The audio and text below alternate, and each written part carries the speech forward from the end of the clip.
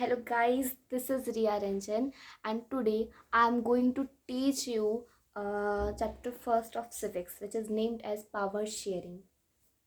Power sharing. तो power sharing का first of all मतलब क्या होता है? पावर को शेयर करना इज कॉल्ड पावर शेयरिंग। अब यहाँ पर पावर शेयरिंग का मतलब समझते हैं अच्छे से, थोड़ा डीपली, कि आपका स्कूल है, आपके स्कूल में आपके प्रिंसिपल सर होंगे, तो क्या पूरे स्कूल का काम वही संभालते हैं? नहीं। प्रिंसिपल सर ने अपनी पावर को हल्का हल्का डिवाइड करके दे रखा है। किससे? जो कोऑर्डिनेटर्स हैं, कोऑर्डिनेटर मैम हैं, उनको दे रखा है। फिर कोऑर्डिनेटर मैम ने अपनी पावर किससे दे रखी है? जो उनसे नीचे जो स्टाफ्स हैं, जो टीचर्स हैं, उन्हें दे रखी है। टीचर्स ने भी अपनी थोड़ी थोड़ी पावर किसे दे रखी है? क्लास के मॉनिटर्स को, है ना। तो यहाँ पर क्या हो रहा है? पावर धीरे धीरे टुकड़ों में बट रही है, डिवाइड हो रही है, शेयर की जा रही है। That is nothing but power sharing. हाँ जी। तो यहाँ पर मैं आपको दो केस दे रही हूँ। पहला केस, एक ऐसा स्कूल जिसमें बच्चे आ रहे हैं, पढ़ाई हो रही है, लेकिन सिर्फ और सिर्फ प्रिंसिपल सर है वहाँ पर बड़े के रूप में। कोई टीचर्स नहीं है, कोई स्टाफ नहीं है, कोई मॉनिटर नहीं है। इमेजिन करिए आप ऐसे स्कूल में जा रहे हैं तो क्या होगा? क्या पूरा स्कूल का जो मैनेजमेंट है वो सही से चलेगा? वहीं दूसरा केस, जो आपका खुद का स्कूल है, वहाँ टीचर्स हैं, स्टाफ्स हैं, प्रिंसिपल सर हैं, प्रिंसिपल मैम है, सारे जितने भी स्टाफ्स वगैरह जो भी नीडेड है, मॉनिटर, सब कुछ सब है। तो आप फर्स्ट केस ज़्यादा आपको बेटर लगेगा या सेकंड केस ज़्यादा बेटर लगेगा? ऑब्वियसली आपको सेकंड केस ज़्यादा बेटर लगेगा, बिकॉज सेकंड केस में इतने सारे लोगों के बीच में पावर डिवाइड हो रही है।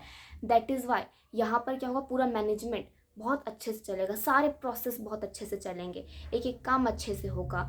चाहे वो अटेंडेंस लगाना हो, हर एक क्लास में पढ़ाना हो, हर एक सब्जेक्ट को पढ़ाना हो, as well as dresses check करना हो, क्लास में टीचर के एब्सेंस में क्लास की जो डिसिप्लिन है वो मेंटेन करना हो। तो वो तो तभी हो सकता है ना, इतना सारा प्रोसेस इतने अच्छे से तभी चल सकता है जब पावर को शेयर किया जाए। क्योंकि एक बंदा कितना काम कर लेगा? एक बंदा इतना सारा काम नहीं कर सकता है। That is Y power sharing is needed. Okay. तो चैप्टर की स्टार्टिंग वैसे तो ऐसे है कि पहले श्रीलंका एंड बेल्जियम के बारे में बता रखा है, फिर श्रीलंका एंड बेल्जियम की गवर्नमेंट ने क्या क्या स्टेप्स उठाए हैं वो बता रखा है। लेकिन मैं आपको इससे स्टार्ट ना करवा के मैं आपको इस टॉपिक से स्टार्ट करवा रही हूँ। यहाँ देखिए, by power sharing is desirable. ये जो पिक्चर के बगल में है ना, वहाँ से आप स्टार्ट करिए, वो वाला ही पेज निकालिए आप। हाँ जी, निकाल लिया आपने? तो चलिए स्टार्ट करते हैं। फर्स्ट ऑफ ऑल तो मैंने यहाँ पर स्माइली बनाई है, विच मीन्स कि this question can be asked. ये क्वेश्चन पूछा जा सकता है, क्यों पावर शेयरिंग? क्यों पावर शेयरिंग हमें क्यों चाहिए? अभी मैंने आपको स्कूल के एग्जाम्पल से एक्सप्लेन किया, लेकिन आपको तो एनसीईआरटी से एक्सप्लेन करना है। ठीक है, तो इसका एक ये भी पूछा जा सकता है, जो आपका टॉपिक का नेम है, why power sharing is desirable. तो हो सकता है 3 मार्क्स में आ जाए, 5 मार्क्स में तो वैसे नहीं आएगा, बट स्टिल 3 मार्क्स तक आएगा, मैक्स टू मैक्स 3 मार्क्स। तो यहाँ पर दो रीजंस हैं, बिकॉज पावर शेयरिंग हम नीडेड समझते हैं कि हाँ पावर शेयरिंग की नीड है। तो फर्स्ट रीज़न है प्रूडेंशियल एंड सेकेंड रीज़न है मोरल। ध्यान रखिएगा, दिस वन इज इम्पॉर्टेंट।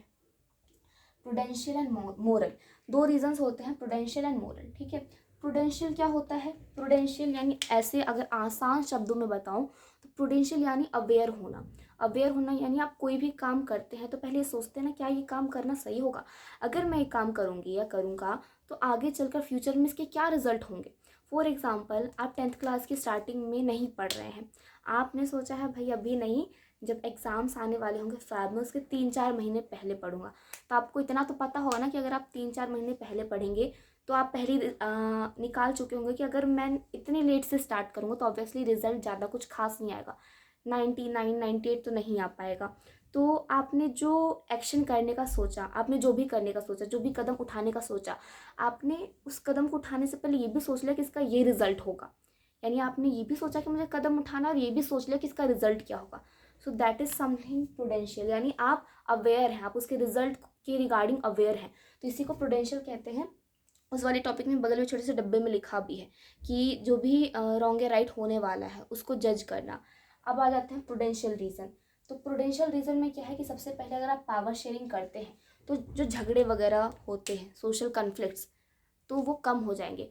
आपको जो मैंने फर्स्ट केस दिया था स्कूल वाला, वहाँ पर अगर एक ही इंसान के ऊपर इतना सारा प्रेशर होगा तो वो पूरी तरीके से कहते हैं ना, हो सकता है बहुत ज़्यादा टेम्पर्ड हो, कोई टेम्पर्ड हो जाए, क्योंकि ऐसे में तो ज़्यादा प्रेशर होता है तो इंसान मेंटली थोड़ा अफेक्ट हो जाता है। मेंटल प्रेशर होता है तो वो ऑटोमेटिक उसके एक्शंस में देखने को मिलता है, वो गुस्सा होने लगता है। तो यहाँ पर क्या हो सकता है कि हो सकता है लोगों के बीच में कन्फ्लिक्ट हो जाए, हो सकता है ना कन्फ्लिक्ट्स हो जाए। वो मेल जो तालमेल टीचर्स के बीच में रहना चाहिए, स्कूल में टीचर्स के बीच में रहना चाहिए, वो ना हो। टीचर्स ही नहीं है, बच्चों के बीच में झगड़े हो जाएं, तो ऐसे ही कंट्री है। अगर कंट्री में पावर शेयरिंग ना हो, सिर्फ और सिर्फ जो प्रधानमंत्री हैं उन्हीं के हाथ में पूरी पावर रहे, तो लोगों के बीच में झगड़ा तो होने लगेगा ना। दैट इज़ वाई प्रधानमंत्री, फिर उसके बाद CM, chief minister, ministers, transport minister, railway minister, education minister, इन सब के मिनिस्टर बनाए जाते हैं, ताकि जो कन्फ्लिक्ट्स होता है ना, सोशल कन्फ्लिक्ट्स, लोगों के बीच में जो झगड़े होते हैं वो कम से कम हो। तो फर्स्ट ऑफ ऑल तो ये क्या कर देता है, सोशल कन्फ्लिक्ट्स को रिड्यूस कर देता है। फिर नेक्स्ट आ जाते हैं, आप ये साइंस वगैरह यूज़ कर सकते हैं अपनी नोट्स बनाने के लिए, रेड्यूस, रेड्यूस, इंक्रीज, ओके। फिर आ जाते हैं पॉलिटिकल इंस्टेबिलिटी। इंस्टेबिलिटी यानी सब कुछ स्टेबल ना होना, सब कुछ उथल पुथल हो जाना, तो पॉलिटिकल इंस्टेबिलिटी को भी कम कर देता है। इसकी जगह या फिर इसके बाद आप एक और पॉइंट लिख सकते हैं कि पॉलिटिकल स्टेबिलिटी रिड्यूस कर देता है, या पॉलिटिक्स को स्टेबल कर देता है। फिर उसके बाद थर्ड वन पॉइंट कि लोगों को ना यूनाइट कर देता है, यानी लोग मैंने कहा ना तालमेल, तालमेल बन के रहना, तो लोग अब यूनाइट होने लगते हैं, लोग एक दूसरे से मिलने जुलने लगते हैं। अब यहाँ पर देखिए मोरल रीज़न, मोरल रीज़न क्या है कि मोरल रीज़न में आप ये लिखेंगे कि डेमोक्रेसी, हमारी कंट्री एक डेमोक्रेटिक कंट्री है। अब हम कहते हैं कि एक विद्यार्थी के लिए अगर मैं पूछूं तो एक विद्यार्थी की आत्मा क्या है, शिक्षा। एक विद्यार्थी की आत्मा क्या है, शिक्षा। माँ की आत्मा क्या है, ममता। यानी जो सबसे इम्पॉर्टेंट चीज़ है किसी भी इंसान के लिए, सबसे इम्पॉर्टेंट चीज़ है, तो हम बोल सकते हैं उसकी वेरी स्पिरिट क्या है। एक स्टूडेंट की वेरी स्पिरिट क्या है, तो एक स्टूडेंट की वेरी स्पिरिट है बुक्स, बुक्स की नॉलेज। एक मदर की वेरी स्पिरिट है क्या, जो दयालुता होती है, जो मदरहुड होता है। तो वैसे ही अगर मैं बात करूँ डेमोक्रेसी की वेरी स्पिरिट क्या होती है, तो पावर शेयरिंग होती है। यानी डेमोक्रेसी कुछ नहीं है पावर शेयरिंग के बिना। जैसे स्टूडेंट कुछ नहीं है बुक्स के बिना, माँ कुछ नहीं है ममता के बिना, तो वैसे ही डेमोक्रेसी कुछ भी नहीं है पावर शेयरिंग के बिना। तो डेमोक्रेसी, मोरल रीजन में आप ये लिखेंगे कि डेमोक्रेसी में क्या होता है, पावर शेयरिंग। डेमोक्रेसी की वेरी स्पिरिट होती है, कह सकते हैं आत्मा ही होती है उसकी।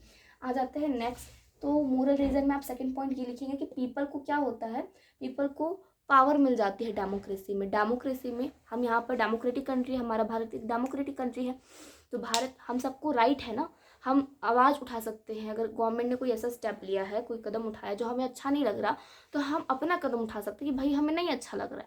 तो यहाँ पर क्या है, पीपल को पावर दी जाती है, हमारे पास पावर है तभी तो हम वो स्टेप उठा पा रहे हैं। तो यहाँ पर पीपल को क्या मिल जाती है, पावर मिल जाती है। थर्ड ये कि पीपल को पावर मिल जाती है, पीपल के पास राइट रहता है कि वो भी पावर को शेयर करे।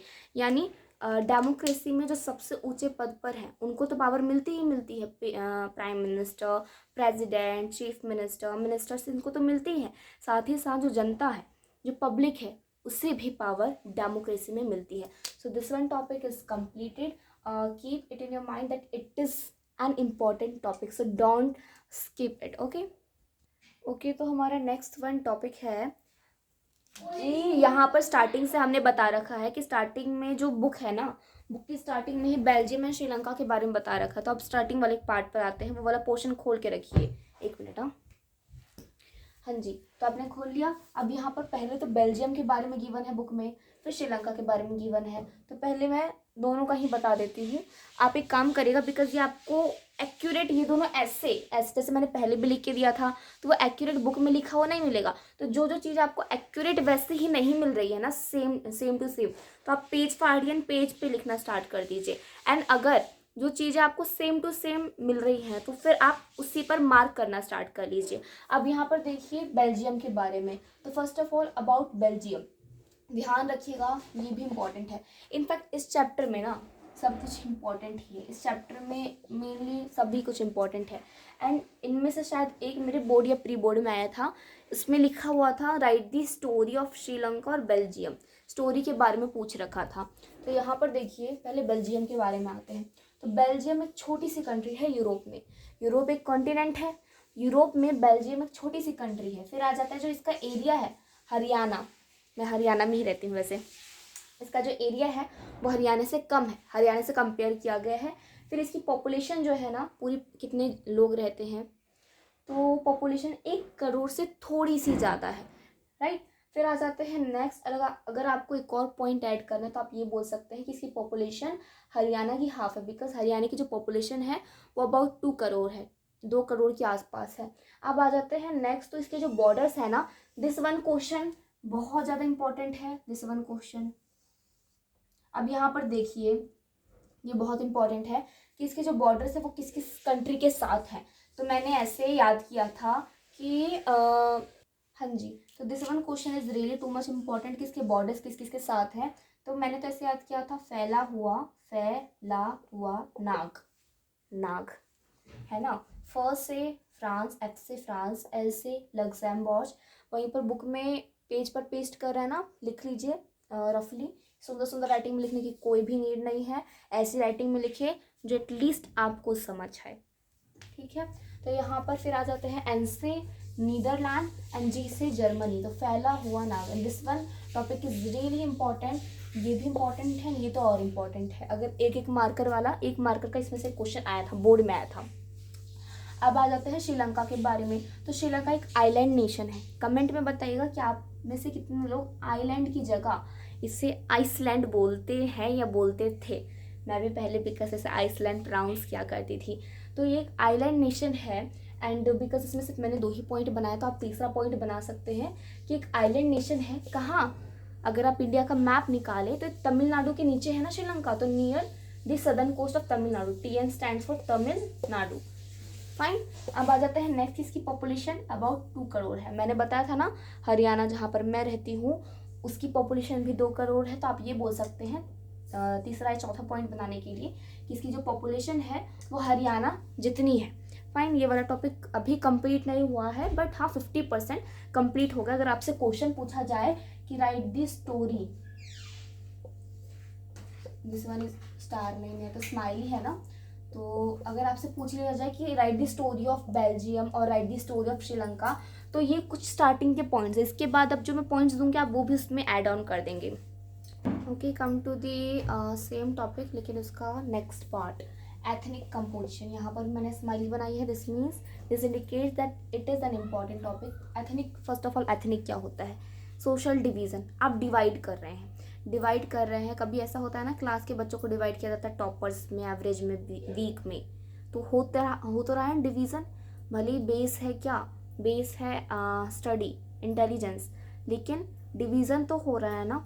तो that type of social division is called what? Ethnic. आप किसी भी बेस पे करें, फॉर एग्जांपल कंट्री में रिलीजन के बेस पे करें कि हिंदू है, मुस्लिम है, क्रिश्चियंस है, तो यहाँ पर भी क्या है? एथनिक कंपोजिशन है। कंपोजिशन यानी कितने लोग, कितने वैसे लोग हैं, हिंदू कितने हैं, मुस्लिम कितने हैं, that is something means ethnic. तो यहाँ पर क्या हुआ कि बेल्जियम और श्रीलंका में लैंग्वेज के बेसिस पे एथनिक कंपोजिशन की गई, लैंग्वेज के बेसिस पे डिवाइड किया गया।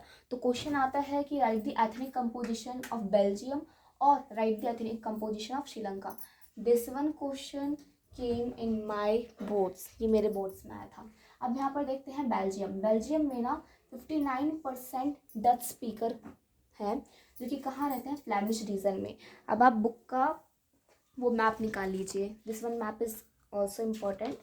ये मैप निकाल लीजिए हियर। तो यहाँ पर जो 59% लोग हैं वो कहाँ रहते हैं? Flemish reason. फ्लैमिश यहाँ पर है, ये भी इम्पॉर्टेंट है, ये मैप भी इम्पॉर्टेंट है। बस इतना जान लीजिए कि फ्लैमिश रीजन यहाँ पर है। यहाँ पर 59% डच स्पीकर रहते हैं। फिर उसके बाद 40% फ्रेंच स्पीकर रहते हैं, एंड वो फ्रेंच स्पीकर कहाँ रहते हैं? वॉलोनिया में। वॉलोनिया हियर, यहाँ पर है वॉलोनिया। ये रहा फ्लैमिश, ये रहा वॉलोनिया। यहाँ पर 59% डच स्पीकर रहते हैं, यहाँ पर 40% फ्रेंच स्पीकर रहते हैं। फिर 1% जर्मन स्पीकर, सिर्फ और सिर्फ 1% जर्मन स्पीकर रहते हैं। कहाँ पर? यहाँ ईस्टर्न पार्ट में। ये वाला पूछा जा सकता है, ये जो लाइनिंग्स बनी हुई है इस वाले मार्जिन में। यहाँ पर 1%, सिर्फ और सिर्फ मात्र 1% जर्मन स्पीकर यहाँ पर रहते हैं। फाइन। तो यहाँ पर बेल्जियम का हो गया एथनिक कंपोजिशन, एंड श्रीलंका का जो मेरे बोर्ड्स में आया था, तो मैं तो ऐसे लिख के 3 मार्क्स का आया था। तो श्रीलंका में 74% सिन्हला बोलने वाले लोग हैं, जैसे यहाँ पर डच बोलने वाले थे, फ्रेंच बोलने वाले थे, जर्मन बोलने वाले थे, तो वैसे ही 74% सिन्हाला स्पीकर्स रहते हैं। 18% तमिल स्पीकर्स कहाँ रहते हैं ये भी इम्पोर्टेंट है। नॉर्दर्न एंड ईस्टर्न पार्ट, वो जो टॉपिक है ना श्रीलंका के बारे में, जहाँ पर एक मैप भी गिवन है, तो वहाँ पर जो नदर्न एंड ईस्टर्न पार्ट है वहाँ पर 18% क्या रहते हैं, तमिल स्पीकर रहते हैं। ये क्वेश्चन आता है कि कौन से पार्ट में रहता है, तो नदर्न एंड ईस्टर्न पार्ट। फिर उसके बाद ये जो 18% तमिल है ना, 18% तमिल में भी कुछ श्रीलंकन तमिल से उसके भी ग्रुप्स हैं। जैसे यहाँ पर श्रीलंका के हमने ग्रुप्स निकाले ना, एक ग्रुप ये रहा सिन्हाला स्पीकर, एक ग्रुप ये रहा तमिल स्पीकर, तो वैसे जो तमिल स्पीकर है ना उसका भी ग्रुप है। उसका ग्रुप कौन सा है, this one, these two, Sri Lankan Tamils and Indian Tamils.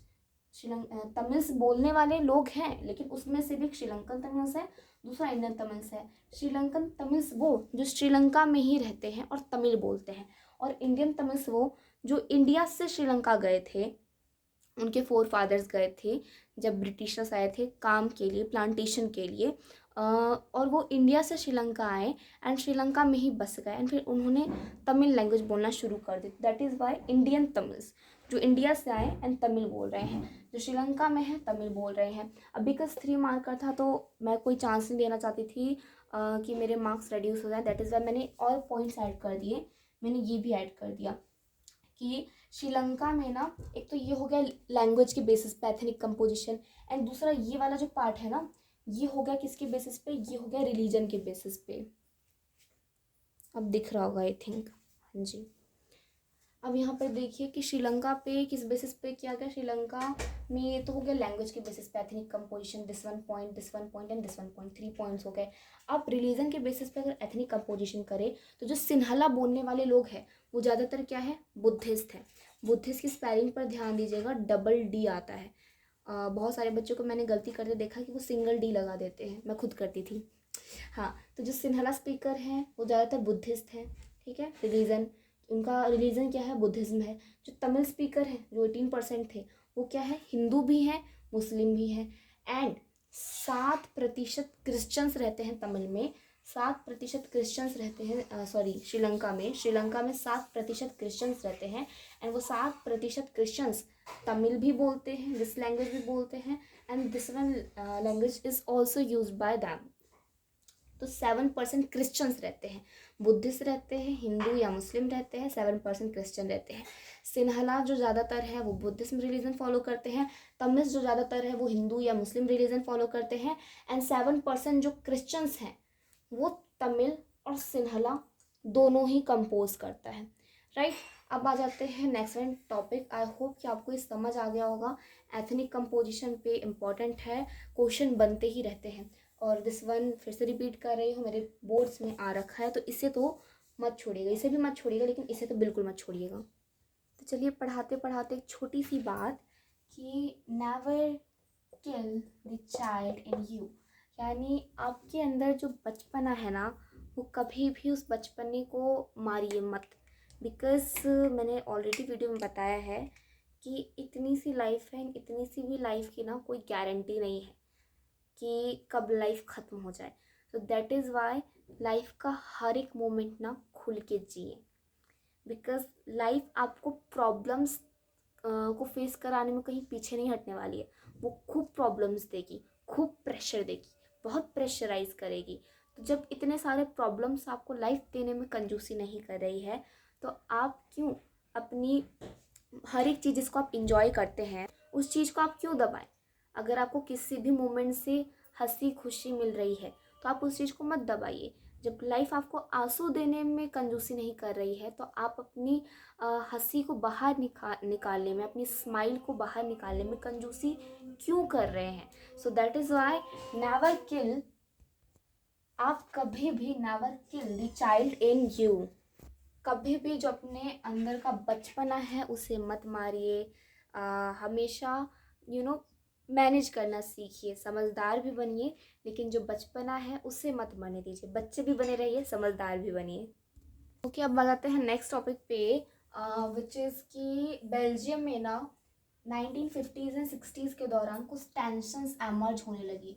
तो वो टेंशन्स क्या थी, ठीक है, कुछ टेंशन यानी कुछ उथल पुथल होने लगी। तो what was the reason of that उथल पुथल, what was the reason behind that turmoil. तो रीजंस ये थे कि फ्रेंच स्पीकर, याद करिए बेल्जियम में 59% डच स्पीकर थे एंड 40% फ्रेंच स्पीकर थे। तो मेजॉरिटी, ज़्यादा परसेंटेज में कौन से स्पीकर थे? Dutch speaker. लेकिन तो बेल्जियम में जहाँ भी ज़्यादा परसेंटेज में कोई भी लिंग्विस्टिक ग्रुप रहता है तो ऑब्वियसली उसकी ज़्यादा चलती है, जो ज़्यादा परसेंटेज में। फॉर एग्जांपल, अगर एक टीचर है, एसएसटी की टीचर है, या फिर मैं आपकी क्लास में आती हूँ आपको पढ़ाने के लिए, एंड मैं पूछूंगी कि बच्चों पहले तुम्हें क्या पढ़ना है, पहले तुम्हें इकोनॉमिक्स का फर्स्ट चैप्टर पढ़ना है या सिविक्स का फर्स्ट चैप्टर पढ़ना है। क्लास में 40 बच्चे हैं, 40 में से 29 ने हैंड रेस किया, किसके लिए? सिविक्स के लिए, पावर शेयरिंग के लिए। एंड बाकी जो बच गए थोड़े से बच्चे, 10 या 15, तो उन्होंने किसके लिए हैंड रेस किया? उन्होंने हैंड रेस किया इकोनॉमिक्स के फर्स्ट चैप्टर के लिए। तो ऑब्वियसली मैं जाऊंगी मेजॉरिटी के साथ। मैं मेजॉरिटी में जिन बच्चों ने चैप्टर जो सिलेक्ट किया है मैं वही पढ़ाऊंगी। तो यानी कहीं ना कहीं मेजॉरिटी की तो चलती ही चलती है, जो ज़्यादा अमाउंट में रहते हैं। तो यहीं पर देखिए कि क्या हुआ, फ्रेंच स्पीकर्स जो कि माइनॉरिटी में थे, ओनली 40% थे, तो ये क्या थे? ज़्यादा रिच थे, ज़्यादा पावरफुल थे। यानी एक हो जाता है ना कि ये माइनॉरिटी है फिर भी ज़्यादा अमीर है, ज़्यादा पावरफुल है। तो कहीं ना कहीं जो मेजॉरिटी से तो जलन हो ही रही होगी ना, कि ऐसा कैसे, मेजॉरिटी में तो हम हैं, तो ये ज़्यादा रिच और ये ज़्यादा पावरफुल कैसे? और पावरफुल यानी शक्तिमान। शक्तिमान देखा है? शक्तिमान देखा तो कमेंट करिए। अब आ जाते हैं नेक्स्ट, डच स्पीकर।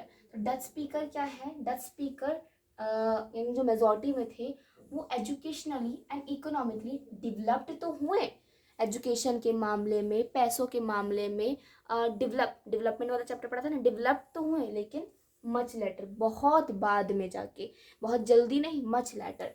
तो ये मेजॉरिटी थी, इनको घमंड था भाई ये मेजॉरिटी में है, लेकिन इनकी actual development education as well as economical बहुत बाद में जाके हुई। फिर आ जाते हैं फिर majority Dutch speaker. Dutch speaker पूरी कंट्री, बेल्जियम में तो मेजॉरिटी में थे, लेकिन बेल्जियम की कैपिटल ब्रुसेल्स में, बेल्जियम की capital, this one question can be asked in your UTs कि बेल्जियम की कैपिटल कौन सी है? ब्रुसेल्स। तो ब्रुसेल्स जो बेल्जियम की कैपिटल थी, वहां पर जो डच स्पीकर थे वो माइनॉरिटी में थे। पूरी कंट्री में, लेट, ये पूरी कंट्री है, ये पूरी कंट्री है, फाइन, ये पूरी कंट्री है, यहाँ पर एक कैपिटल है इसका ब्रुसेल्स, ये बेल्जियम है, एंड ये जो है, ये जो मैंने रखा है ये ब्रुसेल्स है। This one is whole entire country and this one is Brussels, it's capital. तो यहाँ पर तो मेजॉरिटी में क्या है? यहाँ पर मेजॉरिटी में डच स्पीकर्स हैं, लेकिन यहाँ पर वही डच स्पीकर्स माइनॉरिटी में आ गए। क्यों? क्योंकि फ्रेंच स्पीकर्स यहाँ पर ज़्यादा हैं।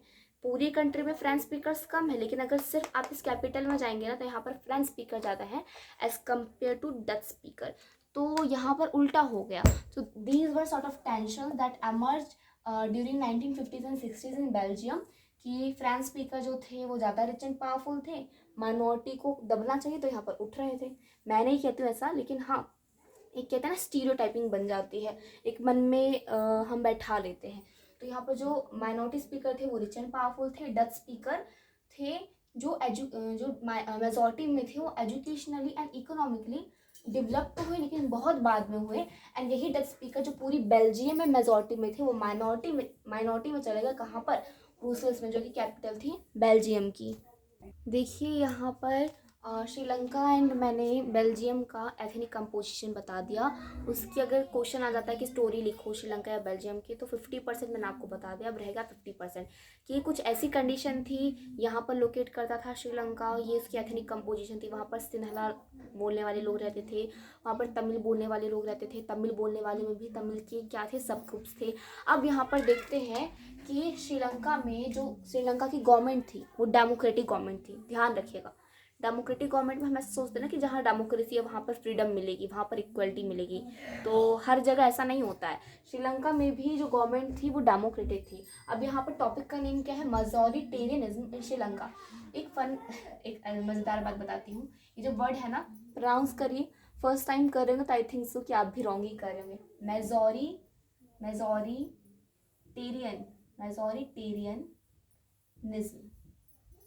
मेजॉरिटेरियनिज्म। अभी तक मेरी एक फ्रेंड है, उसको 1 साल हो गया है, 10th तो कंप्लीट हो ही गई है, 1 साल हो गया उसको ये वर्ड बोलना ही नहीं आया। ऑल्दो शी इज़ इंटेलिजेंट, वो वन ऑफ द टॉपर है हमारी क्लास की, टॉप 10 टॉपर्स में, बट स्टिल उससे ये वर्ड अभी तक बोलना ही नहीं आया, हर बार गड़बड़ कर देती है।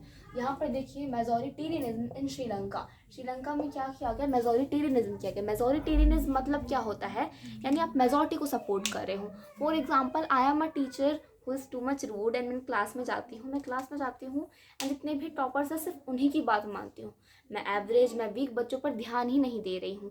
तो अगर मान लीजिए कि 40 बच्चे हैं, चलिए दूसरी सिचुएशन लेते हैं, ये सिचुएशन कैंसिल करिए। मैं क्लास में जाती हूँ एंड क्लास में क्या होता है कि हर बार मैं वही चैप्टर पढ़ाती हूँ जो मेजॉरिटी बच्चे जो चाहते हैं, तो यानी मैं I am favouring to the majority, मैं मेजॉरिटी को फेवर कर रही हूँ। तो I am doing what, I am doing majoritarianism, मैं यहाँ पर मेजोरिटेरियनिज्म कर रही हूँ, यानी मेजॉरिटी को फेवर करना। अब याद करिए श्रीलंका में मेजॉरिटी में कौन था, मेजॉरिटी में सिन्हला स्पीकर्स थे। तो यहाँ पर क्या हुआ, मेजोरिटेरियनिज्म इन श्रीलंका, यानी जो सिन्हला स्पीकर्स है उनको प्रिफेयर करना। और कौन कर रहा था, डेमोक्रेटिकली इलेक्टेड गवर्नमेंट, यानी डेमोक्रेटिक गवर्नमेंट ही प्रिफेयर कर रही थी। यानी यहाँ पर क्या हो रहा है, इनइक्वालिटी हो रही है। अब देखिए उन्होंने क्या किया, श्रीलंका को इंडिपेंडेंस मिली 1948 में, उससे पहले वो डेमोक्रेटिक नहीं था, उससे पहले वो गुलाम था। लेकिन 1948 में, हमारी 1947 को मिली थी भारत को, और श्रीलंका को 1948 में इंडिपेंडेंस मिल गई। अब 1956 में आफ्टर 8 ईयर्स, हाँ 8 साल के बाद 1948 में इंडिपेंडेंस मिल गई एंड 8 साल के बाद 1956 में एक एक्ट लाया गया, एक्ट ऑफ 1956। ये क्वेश्चन आ सकता है कि एक्ट ऑफ 1956 के बारे में बताइए, या फिर श्रीलंका की गवर्नमेंट ने क्या मेजर्स उठाए थे। तो ये मैंने कुछ पॉइंट्स आपको लिख के दिए हैं, लेट मी एक्सप्लेन यू। 1956 का जो एक्ट था, तो फर्स्ट ऑफ ऑल गवर्नमेंट ने क्या किया, गवर्नमेंट ने मेजोरिटेरियन मेजर्स अडॉप्ट किए, यानी जो मेजोरिटी को फेवर करे कुछ ऐसे मेजर्स गवर्नमेंट उठा के लाया, कुछ ऐसे लॉज गवर्नमेंट उठा के लाया। फॉर एग्जाम्पल जो सिन्हला लैंग्वेज थी, सिन्हला स्पीकर्स थे मेजोरिटी में, तो सिन्हला लैंग्वेज को ही ऑफिशियल लैंग्वेज बना दिया गया। फॉर एग्जाम्पल भारत में कोई भी नेशनल लैंग्वेज नहीं है, ना ही हिंदी एंड कोई भी other language national language consider नहीं की गई है। क्यों, क्योंकि अप्रॉक्स 40% लोग ही भारत में हिंदी बोलते हैं, बाकी 60% के साथ तो ये नाइंसाफ़ी हो जाएगी ना, 60% में भी अलग अलग लैंग्वेज है। दैट इज़ वाई कि जो ऑफिशियल लैंग्वेज है उससे हिंदी को भी माना गया है, इंग्लिश को भी, दोनों को ही ऑफिशियल लैंग्वेज माना गया है। लेकिन यहाँ पर जो सिन्हला लैंग्वेज थी उसी को ऑफिशियल लैंग्वेज मान लिया गया। एक तरीके से गवर्नमेंट ना लोगों तक थोप रही थी।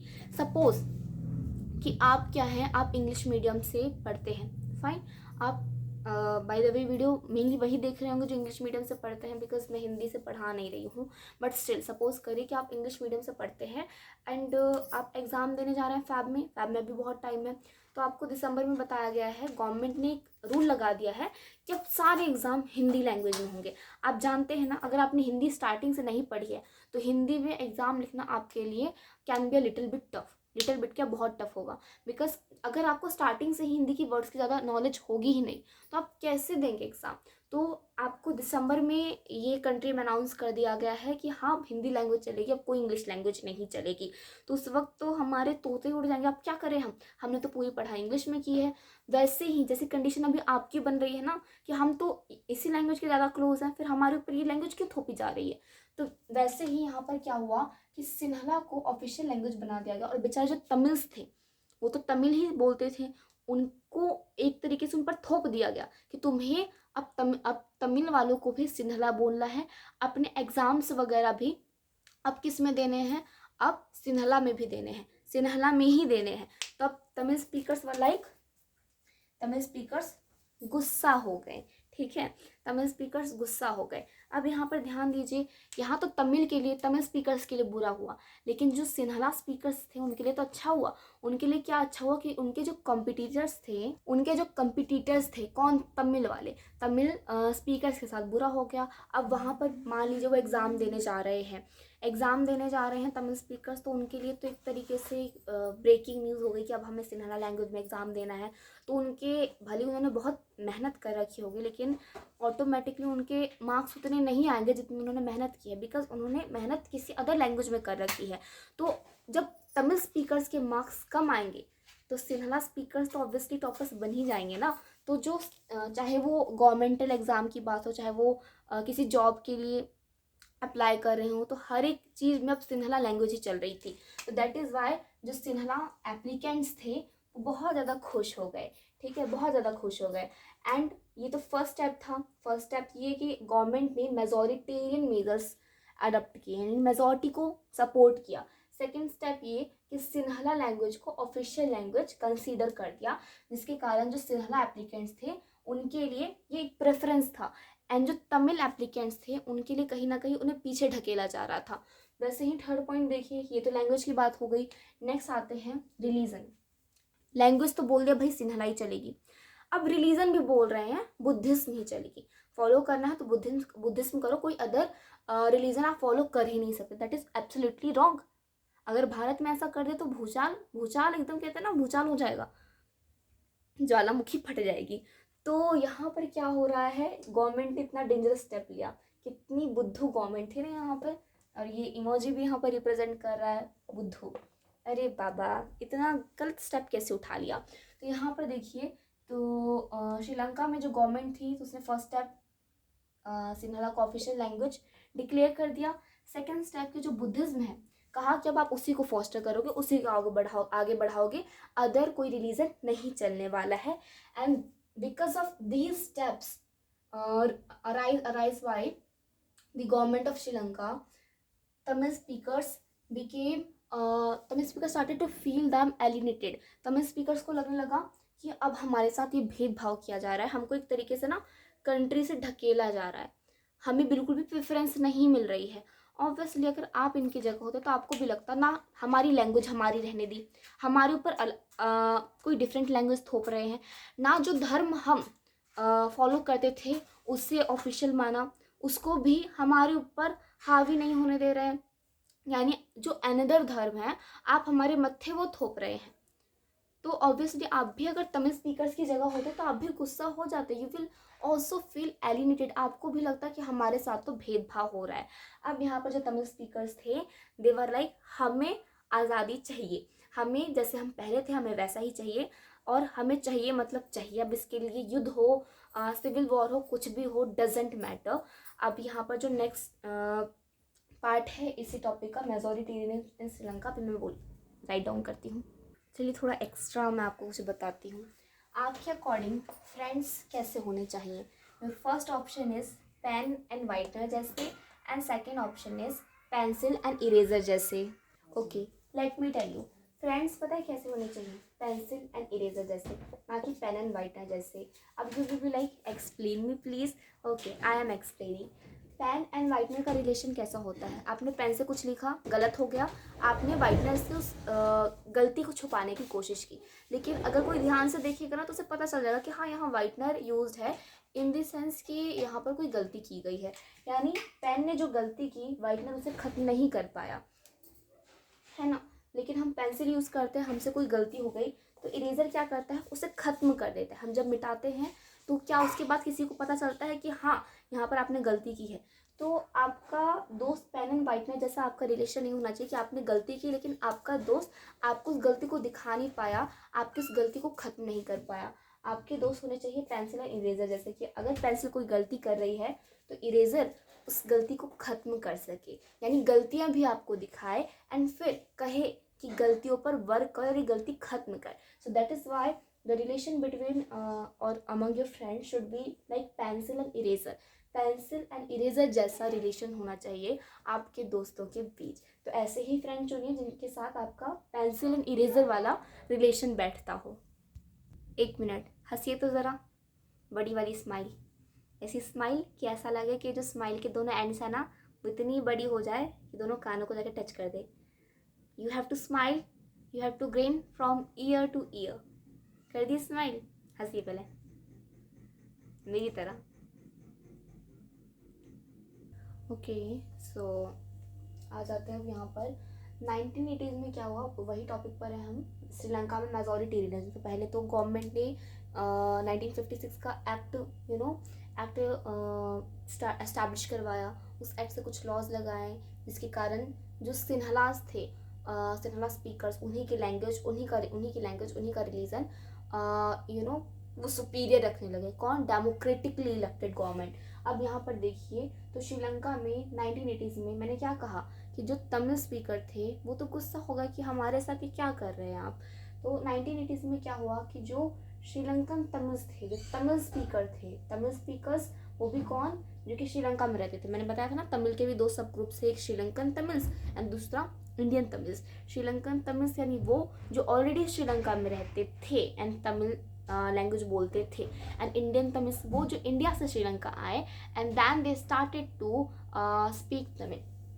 तो यहाँ पर क्या हुआ कि 1980s में जो श्रीलंकन तमिल्स थे उन्होंने क्या डिमांड की कि भाई हमें एक इंडिपेंडेंट तमिल ईलम चाहिए। ये ईलम पर क्वेश्चन बनता है कि ईलम का मतलब क्या होता है, तो ईलम का मतलब होता है स्टेट। तो वो कह रहे थे कि हमें आज़ादी दो, हमें आज़ादी दो, हमें आज़ादी दो। तो यहाँ पर क्या है कि वो कह रहे थे हमें इंडिपेंडेंट एक तमिल स्टेट चाहिए जहाँ पर सिर्फ हमारी चले, हमारी लैंग्वेज हो, हमारा रिलीजन हो। तो यहाँ पर उन्होंने इस चीज़ की डिमांड की, और ये तमिल ईलम उन्होंने कहाँ मांगा? मैप निकालिए, जो वहाँ पर छोटा सा पोर्शन गिवन है ना, मेजोरिटेरियनिज्म। आई होप आप बुक साथ में लेके बैठे हो। मेजोरिटेरियनिज्म इन श्रीलंका में एक छोटा सा मैप गिवन है श्रीलंका का। तो वहाँ पर नॉर्थ एंड ईस्टर्न पार्ट में ये क्वेश्चन आता है कि किस पार्ट में, तो नॉर्थ एंड ईस्टर्न पार्ट में क्या मांगा था उन्होंने? इंडिपेंडेंट तमिल ईलम मांगा था। नॉर्दर्न एंड ईस्टर्न पार्ट में क्या मांगा? इंडिपेंडेंट तमिल ईलम मांगा। ठीक है, अब आ जाते हैं नेक्स्ट। तो अब जब तमिल्स ने, जो तमिल स्पीकर्स थे, उन्होंने जब अपने राइट्स मांगे तो उस वक्त जो गवर्नमेंट थी उन्होंने इन सारी बातों को ऐवे ही ले लिया। उन्होंने कोई ज़्यादा अहमियत नहीं दी, कोई इम्पोर्टेंस नहीं दी। इन्होंने सोचा कि हाँ दबाएंगे तमिल स्पीकर को तो दब जाएंगे, बट तमिल स्पीकर कहाँ मानने वाले थे। तो दैट इज़ वाई उन्होंने सिविल वॉर किया। उन्होंने नहीं, सिविल वॉर की कंडीशन बन गई। अब सिविल वॉर होता क्या है? एक ही कंट्री में जो अपोजिंग ग्रुप है, यानी एक दूसरे के विरुद्ध जो ग्रुप है, उनके बीच में झगड़ा होना।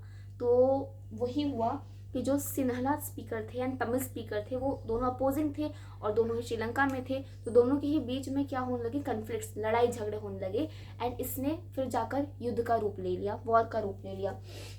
तो सिविल वॉर में क्या हुआ कि जब युद्ध होता है तो युद्ध में विनाश ही होता है। युद्ध में हो सकता है कि लास्ट में किसी की विजय हो, पराजय हो, लेकिन युद्ध इसलिए कहा ना, श्री कृष्ण ने भी कहा था कि युद्ध को टालने के जितने तरीके हो सकते हैं ना, उतने तरीके अपनाइए, लेकिन फिर भी अगर युद्ध नहीं टलता है तो युद्धम शरणम गच्छामि। लास्ट में तो लास्ट ऑप्शन युद्ध है ही। तो यहाँ पर क्या है? सिविल वॉर हुआ कहाँ? श्रीलंका में हुआ, जिसमें 1000 लोग मर गए। सो सैड ना। फिर उसके बाद बहुत सारे लोगों को अपना घर बार छोड़ना पड़ा। कुछ लोग वहाँ पर, अगर हम वहाँ पर रहते और वहाँ युद्ध हो रहा होता, तो जो कॉमन लोग हैं, मिडिल क्लास है मेनली, तो वहाँ से चले जाते। क्यों? क्योंकि उनका तो कोई भी ऐसा था नहीं, उन्होंने कोई ऐसी डिज़ायर रखी नहीं थी कि युद्ध करना है एंड युद्ध से तो नाश ही होना है। तो इस वजह से बहुत सारे लोग ने अपना घर बार छोड़ दिया, अपना लिवलीहुड छोड़ दिया, कहीं और जाके बस गए। तो इसके बाद क्या हुआ कि श्रीलंका में economical, health and educational level, तीनों ही लेवल डाउन होने लगे। डेवलपमेंट चैप्टर में मैंने आपको पढ़ाया था कि श्रीलंका इंडिया से ऊपर है, चाहे वो इकोनॉमिकल लेवल की बात करें, चाहे वो हेल्थ लेवल की बात करें, या चाहे वो एजुकेशन लेवल की बात करें। लेकिन बेचारे श्रीलंका का ये तीनों को तीनों लेवल अब क्या होने लगा? इस पर बैड इफेक्ट पड़ने लगा एंड तीनों के तीनों लेवल डाउन होने लगे। Okay, so let me explain you the next one topic. अभी तक हमने पढ़ लिया कि श्रीलंका ने कैसा बुद्धू वाला स्टेप उठाया, लेकिन अब पढ़ेंगे कि बेल्जियम की गवर्नमेंट ने क्या स्टेप उठाया। बेल्जियम, अब देखिए श्रीलंका ने तो बुद्धू स्टेप उठाया, श्रीलंका की जो डेमोक्रेटिकली इलेक्टेड गवर्नमेंट थी उसने एक ना समझे का स्टेप उठाया। लेकिन अगर बात करें बेल्जियम की, तो बेल्जियम की गवर्नमेंट ने समझदार स्टेप उठाया, क्योंकि वहाँ की सरकार समझदार थी, समझदार सरकार। अब देखते हैं कि क्या स्टेप्स उठाए। तो फर्स्ट ऑफ ऑल तो अकोमोडेशन इन बेल्जियम। अकोमोडेशन क्या होता है? यानी यूनाइट करना, लोगों को यूनाइट करना। अगर हम बच्चों को सिखा रहे देखो मिलजुल के रहो, तो हम बोल सकते हैं कि अकोमोडेट करो, ठीक है, मिलजुल कर रहो। तो अकोमोडेशन मतलब क्या होता है? एक तरीके से यूनिटी, मिलजुल कर रहना। तो बेल्जियम की गवर्नमेंट ने क्या किया, अकोमोडेशन करने की कोशिश की, लोगों को मिला जुला कर रखने की कोशिश की, जबकि श्रीलंका की गवर्नमेंट ने क्या किया था, लोगों के बीच में भेदभाव उत्पन्न किए थे, भेदभाव एमर्ज किए थे कुछ लॉज लाकर। अब देखते हैं कि कैसे, ये जो टॉपिक है आपका बुक निकाल कर रखिएगा, टॉपिक का नेम क्या है, अकोमोडेशन इन बेल्जियम, इसमें किया क्या गया था। तो फर्स्ट ऑफ ऑल तो 1970 1993 के बीच में, इन ईयर्स के बीच में 4 टाइम्स बेल्जियम ने कॉन्स्टिट्यूशन चेंज किया, 4 टाइम्स। 23 ईयर्स यानी 1970 1993 के बीच में 4 टाइम्स ईयर चेंज किए थे, ईयर नहीं, कॉन्स्टिट्यूशन चेंज किया था। क्यों? ताकि यूनिटी आ सके, लोगों को अकोमोडेट करने के लिए 4 टाइम्स चेंज किया था। अगर आपसे पूछा जाए 3 मार्क्स का आ गया, तो यहाँ पर ये 4 पॉइंट्स हैं, यहाँ पर ध्यान से देखिएगा। एक क्वेश्चन आ सकता है, this one is important question, कि भाई क्या क्या चेंजेस किए थे, क्वेश्चन आ सकता है क्या क्या चेंजेस किए थे लोगों को अकोमोडेट करने के लिए बेल्जियम में, या बेल्जियम की गवर्नमेंट ने क्या स्टेप उठाया था। तो फर्स्ट वन की जो Dutch speaking and French speaking minister थे, यहाँ पर दोनों ही मिनिस्टर की इक्वल रिप्रेजेंटेशन थी। कहाँ? सेंट्रल गवर्नमेंट जो सबसे ऊपर वाली गवर्नमेंट रहती है, लेवल्स रहते हैं ना गवर्नमेंट के, तो सबसे ऊपर वाली लेवल में सेंट्रल गवर्नमेंट रहता है। अब क्या किया कि फर्स्ट ऑफ ऑल तो जो सेंट्रल गवर्नमेंट थी उसमें डच एंड फ्रेंच दोनों ही बोलने वाले जो मिनिस्टर्स थे वो उनको इक्वलिटी थी, कि अगर 500 मिनिस्टर्स रखे जा रहे हैं सेंट्रल गवर्नमेंट में, तो उसमें से जो 250 होंगे वो डच स्पीकर्स होंगे और 250 होंगे वो फ्रेंच स्पीकर होंगे, यानी बराबर इक्वल नंबर में आपको रहना है, मिनिस्टर्स को ये कह दिया। फिर सेकेंड वन कि सेंट्रल गवर्नमेंट ने क्या किया कि अपनी पावर, सेंट्रल गवर्नमेंट सबसे अपर लेवल होती है, सेंट्रल गवर्नमेंट के बाद आता है स्टेट गवर्नमेंट के बाद आता है कौन सा, उसके बाद आता है कौन सी गवर्नमेंट, उसके बाद आती है रीजनल गवर्नमेंट। तो सेंट्रल गवर्नमेंट का क्या किया, सेंट्रल गवर्नमेंट की कुछ पावर्स लेके किसे दे दी, स्टेट गवर्नमेंट को दे दी। लाइक सेंट्रल गवर्नमेंट यहाँ है, स्टेट गवर्नमेंट यहाँ है, तो उसकी कुछ पावर्स लेके स्टेट गवर्नमेंट को दे दी। फाइन, लाइक ये रहा सेंट्रल गवर्नमेंट, ये रहा स्टेट गवर्नमेंट, ये रहा सेंट्रल गवर्नमेंट, ये रहा स्टेट गवर्नमेंट, ये रहा रीजनल गवर्नमेंट। तो इसकी थोड़ी सी पावर ली, एंड ये थोड़ी सी पावर मैंने इरेज की वो मैंने इसको दे दी इसके बराबर बनाने के लिए। तो यहाँ पर कुछ पावर्स ली एंड कुछ पावर्स दे दी, किसे, स्टेट गवर्नमेंट को दे दी। तो यहाँ पर ध्यान रखिएगा कि 1993 में किया गया था। आप अभी जब नेक्स्ट चैप्टर पढ़ेंगे ना, तो नेक्स्ट चैप्टर में आप क्या पढ़ेंगे कि 1993 फेडरलिज्म में नेक्स्ट चैप्टर, कि 1993 में सेंट्रल गवर्नमेंट ने स्टेट गवर्नमेंट को पावर दे दी, एंड पूरा चैप्टर इसी पर बेस्ड है। जी हाँ, इसी चीज़ पर बेस्ड है योर फुल चैप्टर, ये फुल सेकेंड वन चैप्टर। अब आ जाते हैं सिविक्स का सेकेंड चैप्टर, थर्ड पॉइंट में ये है कि पहले हमने सेंट्रल गवर्नमेंट में देखा कि Dutch speaking and French speaking minister बराबर थे नंबर में। अब यहाँ पर आ जाते हैं कि ब्रुसेल्स, मैंने बताया था, ऐसे बताया था मैंने कि ये रही बेल्जियम, ये रहा पूरा बेल्जियम की कंट्री, और ये रहा उसका कैपिटल ब्रुसेल्स। तो ब्रुसेल्स, ये तो पूरा बेल्जियम, मैंने बता दिया कि सेंट्रल गवर्नमेंट में जो Dutch speaker as well as जो फ्रेंच स्पीकर मिनिस्टर हैं वो बराबर नंबर में रहेंगे। लेकिन ब्रुसेल्स में भी ना एक अलग ही गवर्नमेंट थी, एक अलग गवर्नमेंट, एक तो पूरी कंट्री में थी और एक कैपिटल में भी एक अलग गवर्नमेंट थी। तो वो जो सेपरेट गवर्नमेंट थी ना, वहाँ पर भी जो डच स्पीकर्स थे एंड जो फ्रेंच स्पीकर्स मिनिस्टर थे, उन दोनों को इक्वल रिप्रेजेंटेशन दे रखे थे कि यहाँ पर भी बराबर ही रहेंगे। तो equal Dutch speaking and French speaking ministers were in Brussels की जो गवर्नमेंट थी, the government of Brussels, government in the separate government, separate आप लिख दीजिएगा, मैं यहाँ लिखना भूल गई, इन ब्रुसेल्स। ठीक है, ऐसे ही जब एग्जाम में कुछ छूट जाता था ना, मैं ऐसे ही लिखती थी एरो डाल के, आप भी लिखते होंगे, आई थिंक सो।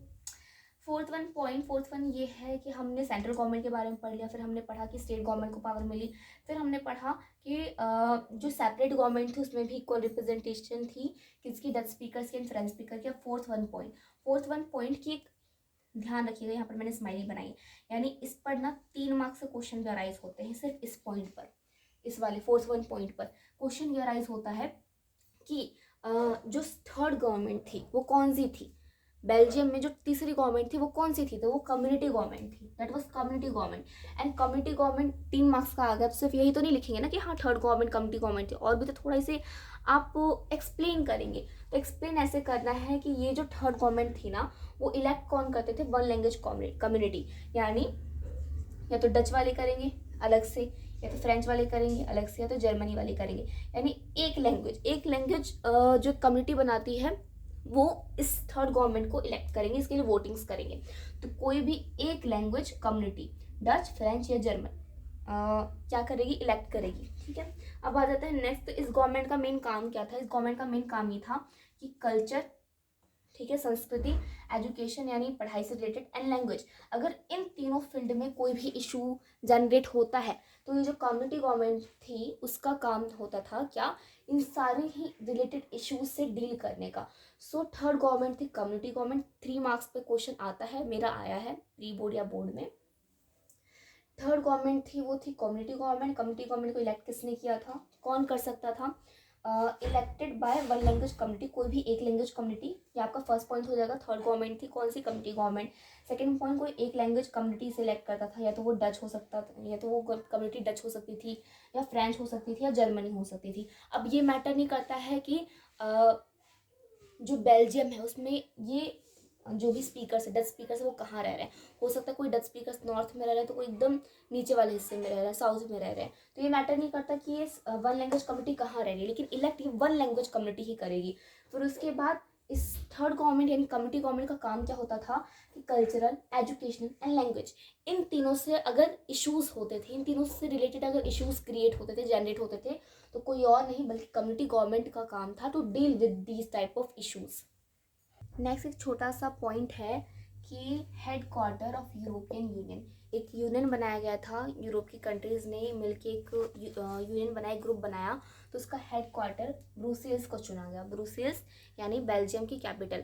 अब ब्रुसेल्स को ही क्यों चुना गया, इसलिए क्योंकि जो बेल्जियम की गवर्नमेंट है उसने बहुत इनोवेटिव स्टेप उठाए, बहुत ज़्यादा समझदारी भरे स्टेप उठाए। And this one is European union parliament.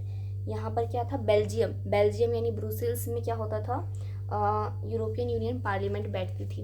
तो अगर क्वेश्चन 1 मार्क का आ सकता है कि जो यूरोपियन यूनियन है उसका हेडक्वार्टर किससे सिलेक्ट किया गया था, तो ब्रुसेल्स को सिलेक्ट किया गया था। यहाँ पर देखिए एक छोटा सा टॉपिक, एनसीईआरटी में ये मुझे तो नहीं मिला, लेकिन हाँ मुझसे क्वेश्चन किसी ने पूछा था, तो आई डोंट वांट कि आपका कोई भी टॉपिक छूटे। आपको एनसीईआरटी में मिला या नहीं मिला, एक बार कमेंट में आप बताइएगा। LTTTE की फुल फॉर्म क्या है, liberation tigers of Tamil Eelam. Okay, तो ये बना था कब, ये बना था आपका 1976 में। 1976 में ये बना था। एक्चुअली था क्या कि श्रीलंका में जो तमिल्स ने अपनी डिमांड की थी ना कि हमें तमिल ईलम चाहिए, तो ये वही ग्रुप है, liberation tigers of Tamil Eelam. ये तमिल ईलम की जो डिमांड की थी तो ये वही ग्रुप है जो कि 1976 में बना था, और इसको बनाने वाले वेलुपुलाई प्रभाकरम थे। एक्चुअली टॉपिक है नहीं एनसीईआरटी में, बट स्टिल मैंने कहा ना कि मुझसे किसी ने पूछा था, आई डोंट वांट कि आपका ये छूटे। तो इसको बनाने वाले कौन थे, वेलुपिलाई प्रभाकरम। फाइन। अगर आप उन बच्चों में से हैं जिनके लिए मैंने कहा ना कि 1 घंटे की वीडियो देखना ही बहुत बड़ी डील है, तो आप ये टॉपिक स्किप कर सकते हैं। लेकिन अगर आप उन बच्चों में से कि भाई मेरे एक भी मार्क्स मैं कटने नहीं दे सकती या कटने नहीं दे सकता, तो ये टॉपिक भी स्किप मत करिएगा। तो this one question, forms of power sharing, your last one topic came in my boards. अच्छा, मैंने वीडियोस में जहाँ जहाँ भी बोला है कि प्री बोर्ड में आया, बोर्ड में आया, तो यू विल बी लाइक कैसी लड़की है ये, इसके बोर्ड में आया इसे याद नहीं, या फिर प्री बोर्ड में इसको इतना एक्यूरेट याद नहीं कि बोर्ड में आया कि प्री बोर्ड में आया। तो मैं आपको एक चीज़ बताती हूँ। एक्चुअली होता क्या था कि जब भी मैं एग्ज़ाम देती थी, मेरा full and full concentration exam पर रहता था। उस वक्त मेरे आजू में कौन है, बाजू में कौन है, मेरे दोस्त क्या कर रहे हैं, मुझे कोई फ़र्क नहीं पड़ता था। मैं चीटिंग भी नहीं कराती थी।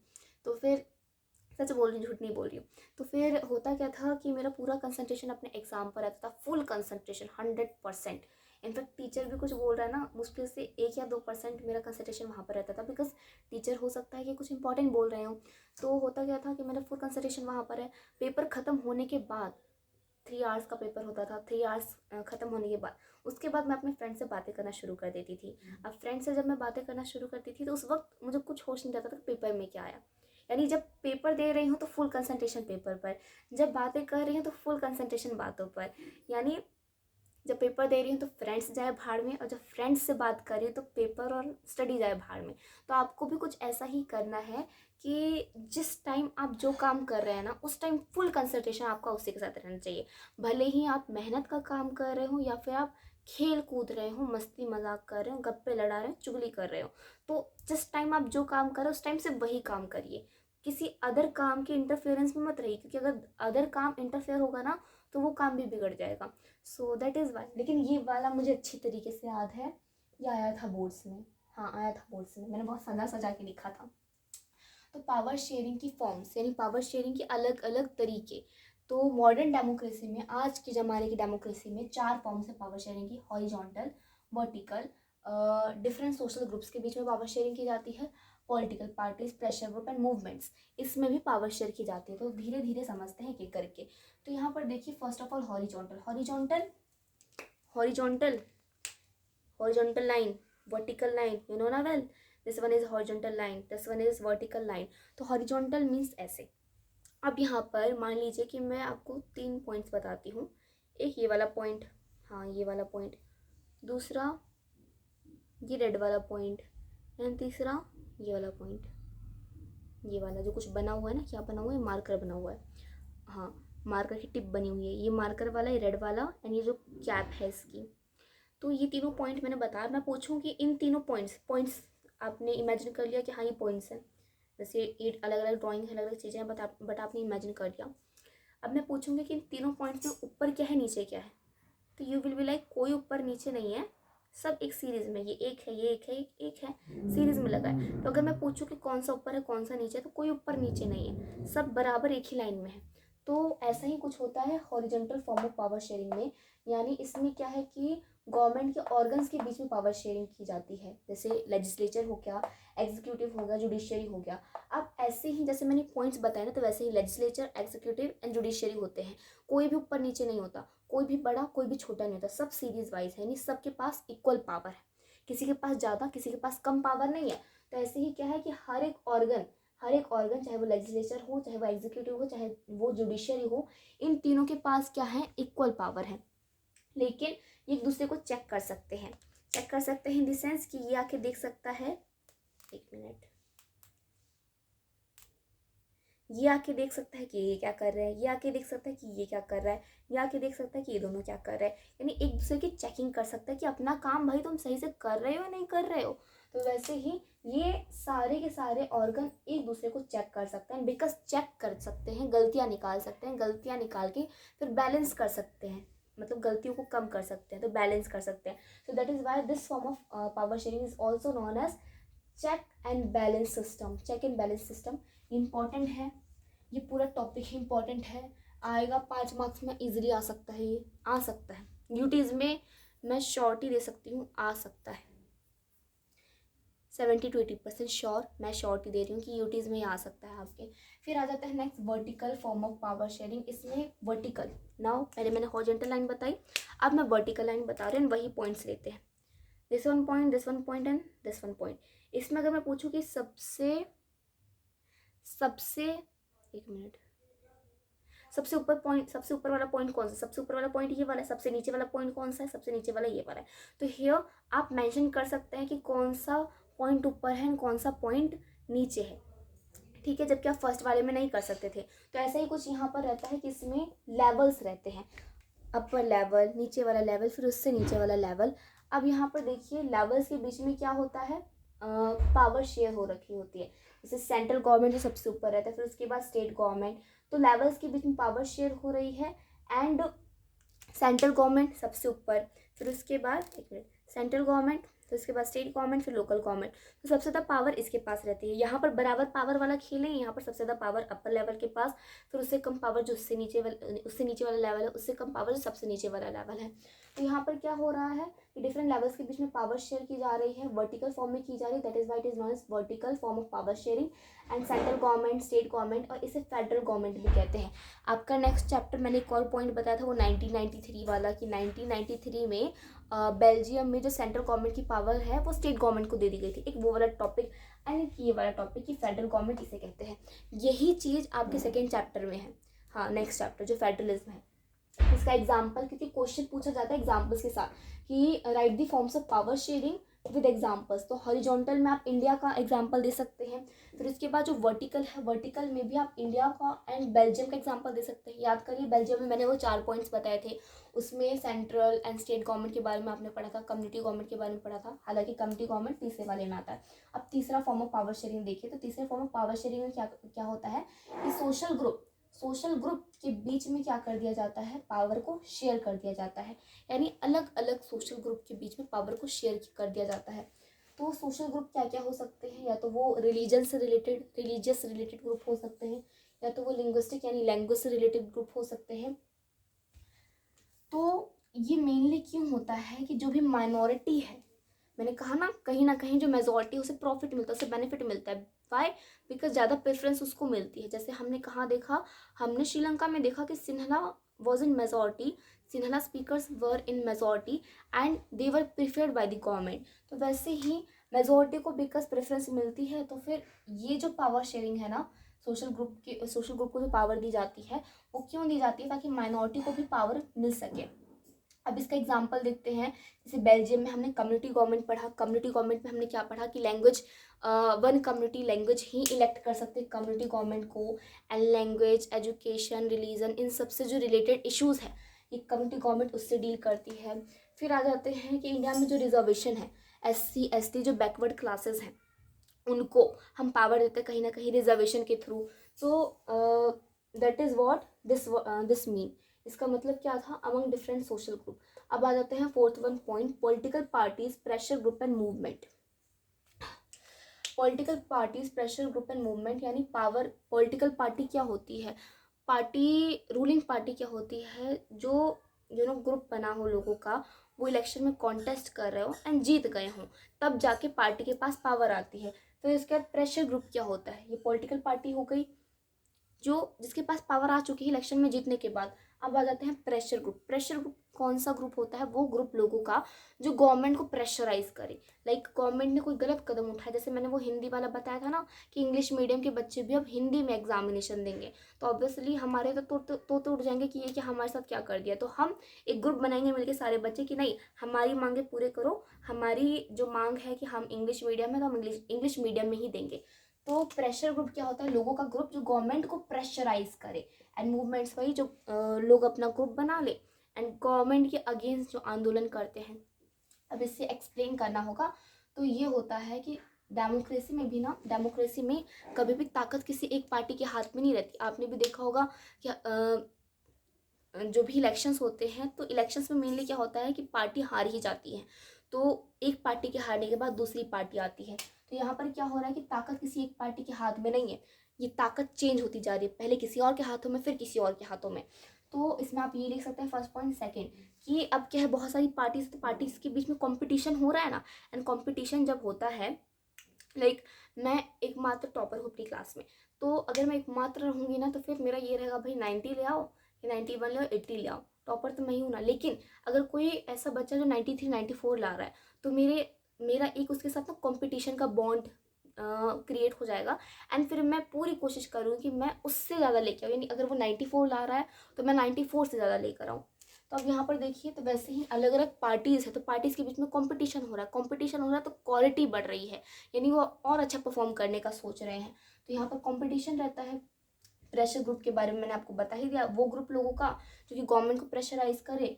और मूवमेंट, जो लोग मूवमेंट्स करते हैं गवर्नमेंट को प्रेशराइज करने के। फिर कोalition गवर्नमेंट क्या होता है, ध्यान से सुनिएगा, ये क्वेश्चन इस चैप्टर में से भी एमर्ज हो सकता है ना, आपका पॉलिटिकल पार्टी वाला चैप्टर है 4th चैप्टर, उसमें से भी एमर्ज हो सकता है। कोalition गवर्नमेंट क्या होता है, जब 2 या 2 से ज़्यादा गवर्नमेंट हैंडशेक कर ले कि चलो भाई मिलकर हम इलेक्शन कॉन्टेस्ट करते हैं, एंड जीतने के बाद वो अलायंस बना लेते हैं। 2 या 2 पार्टी ने हैंडशेक कर लिया, एंड वो क्या बन गई, अब अलायंस बन गई, एक ग्रुप बन गई। जीतने के बाद वो जो अलायंस है वो कोalition गवर्नमेंट कहलाएगी। कोalition गवर्नमेंट यानी 2 या 2 से ज़्यादा पार्टीज ने जब हैंडशेक कर लिया एंड वो अब इलेक्शन में जीत गए हैं, अब जो गवर्नमेंट बनी है that will be known as coalition government, यानी मिलकर बना है। फॉर एग्जाम्पल NDA, UPA। या आप एग्जाम्पल दे सकते हैं। मैंने एग्जाम्पल्स क्यों लिखे मेनली बिकॉज ये क्वेश्चन मेरा भी आया था, एग्जाम्पल्स साथ में लिखो। तो इसका एग्जाम्पल भी दे दिया, इसका एग्जाम्पल भी दे दिया, इसका इंडिया एंड बेल्जियम, इसका भी इंडिया। हाँ जी, this one is last topic. अगर आप उन बच्चों में से हैं जिनको 90-80% नहीं लेके आने हैं तो you can skip this one topic. लेकिन उनमें से है कि हाँ एक भी टॉपिक नहीं छूटना, तो ध्यान से देखिएगा बिकॉज ये छुपा रुस्तम क्वेश्चन है जो बच्चे नज़रअंदाज कर देते हैं। मैंने भी किया था। तो ये क्या है कि आपको एक लाइन दे दी जाएगी कि पीपल ही पॉलिटिकल पावर का, जो राजनीति है उसका मेन सोर्स है। राजनीति में जो ताकत मिलती है पार्टीज को, उनका मेन सोर्स क्या है?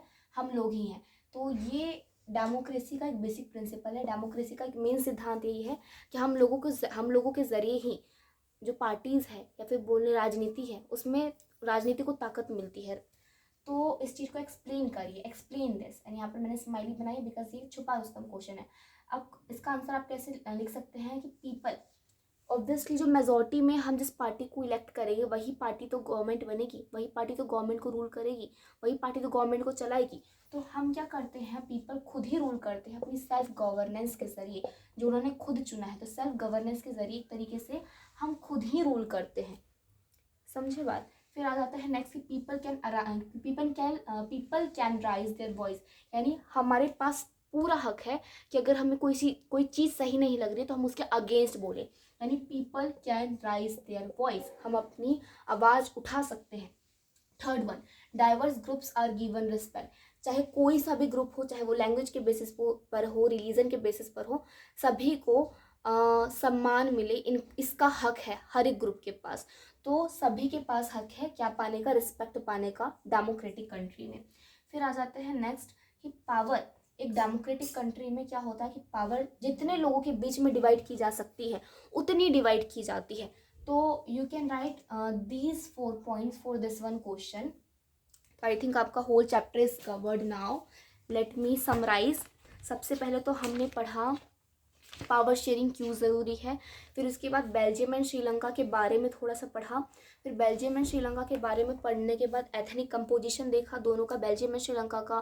फिर श्रीलंका ने क्या बेवकूफ़ी वाला स्टेप उठाया एंड बेल्जियम ने क्या समझदारी वाला स्टेप उठाया, दोनों की गवर्नमेंट ने कितना अंतर था। तो आप एक स्टोरी अगर आ गया कि स्टोरी लिखिए किसकी, बेल्जियम की गवर्नमेंट की या बेल्जियम कंट्री की स्टोरी लिखिए। तो पहले आप ये लिख दीजिएगा, अगर 3 मार्क्स में है तो कुछ पॉइंट आप लिख दीजिएगा कि हाँ वो यहाँ पर बेल्जियम यहाँ पर सिचुएटेड था। फिर उसके बाद एथनिक कंपोजिशन लिख दीजिएगा। फिर उसके बाद कि उसकी गवर्नमेंट ने, बेल्जियम की गवर्नमेंट ने क्या स्टेप उठाया। एंड सिमिलरली आपको क्या करना है, श्रीलंका के साथ करना है। तो श्रीलंका एंड बेल्जियम के एथनिक कंपोजिशन, इसके बारे में दोनों की गवर्नमेंट ने क्या स्टेप उठाया, पावर शेयरिंग क्यों ज़रूरी है। देन उसके बाद फॉर्म्स ऑफ पावर शेयरिंग हमने पढ़ा। फॉर्म्स ऑफ पावर शेयरिंग मैंने आपको एग्जांपल्स भी दे दिए थे कि forms of power sharing mainly 4 थी। फिर उसके बाद जो एक छुपा रुस्तम क्वेश्चन, दैट वन क्वेश्चन, वो भी मैंने आपको बता दिया। So our whole chapter is completed with important question. And important question वहाँ पर था जहाँ पर मैंने स्माइली बनाई थी। सो होप आपने पूरा चैप्टर कंप्लीट कर लिया होगा, अच्छे से पढ़ लिया होगा। Thank you.